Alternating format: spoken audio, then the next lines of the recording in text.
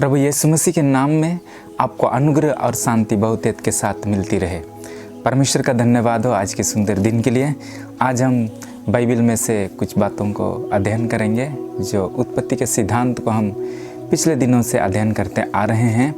परमेश्वर ने संपूर्ण सृष्टि को बनाया, मनुष्य जाति को उसने अपनी समानता और स्वरूप में बनाया, लेकिन वहाँ एक प्रिंसिपल है कि जो चीज़ जहाँ से बनाई गई है एक दिन वहीं वो वापस लौट जाएगी।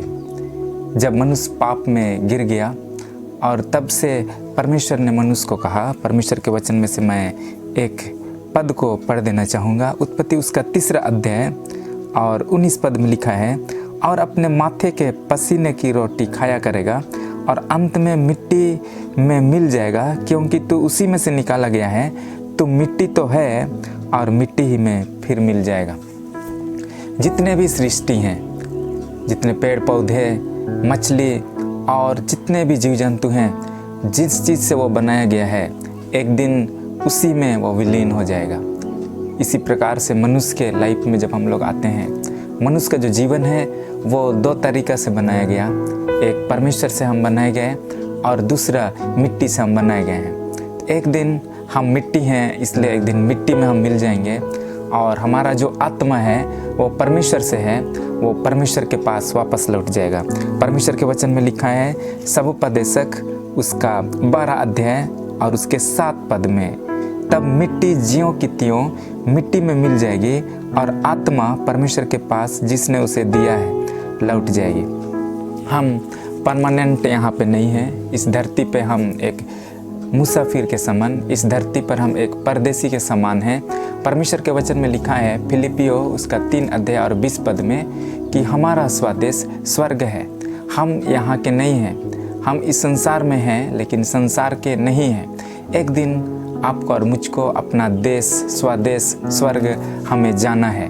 और इसलिए इस दुनिया की जो भौतिक चीज़ें हैं, इस दुनिया की जो मोहमाया है, उसे हमें प्यार नहीं करना है। उन चीज़ों को हमें अपनी ज़रूरत के लिए इस्तेमाल करना है, लेकिन इतना ज़्यादा उस पर लगाव नहीं रख लेना है कि हम यही के हैं ऐसा बर्ताव करने लगें। लेकिन हमें ये बात को याद रखना है कि हमारा स्वदेश स्वर्ग है और एक दिन हम अपना घर को वापस जाएंगे। यीशु मसीह जब इस धरती पर थे, उन्होंने एक दृष्टांत कहा था।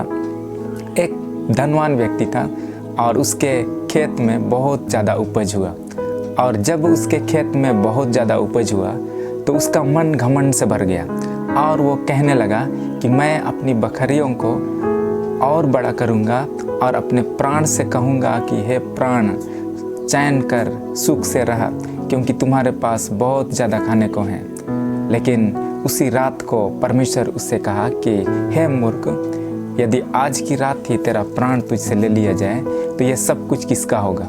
कई बार हम अपने धन और दौलत पे हम घमंड करते हैं, कई बार अपनी डिग्री पे हम घमंड करते हैं, कई बार अपने ज्ञान पे हम घमंड करते हैं, अपनी ताकत पे हम घमंड करते हैं। लेकिन हमें याद रखना है कि हम एक दिन इस दुनिया को छोड़ करके हम चले जाएंगे।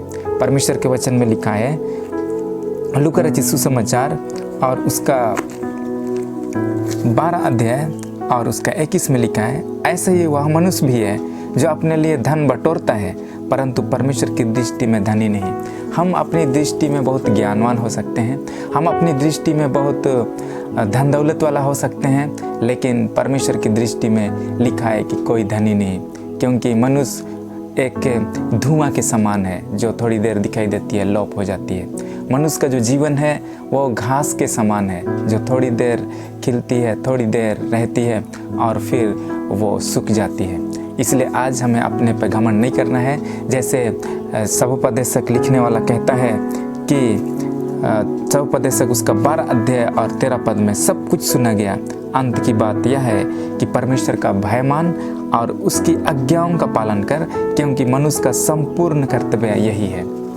इस दुनिया में हमारा एक ही कर्तव्य है कि हम परमेश्वर का भय माने, परमेश्वर के वचनों को अपने जीवन में हम माने, क्योंकि ये दुनिया में हम कुछ दिन के लिए हैं और इस दुनिया को छोड़कर हम चले जाएंगे। जहाँ से हम बनाए गए थे वहीं हम वापस लौट जाएंगे। परमेश्वर आपको आशीष दे। आमीन।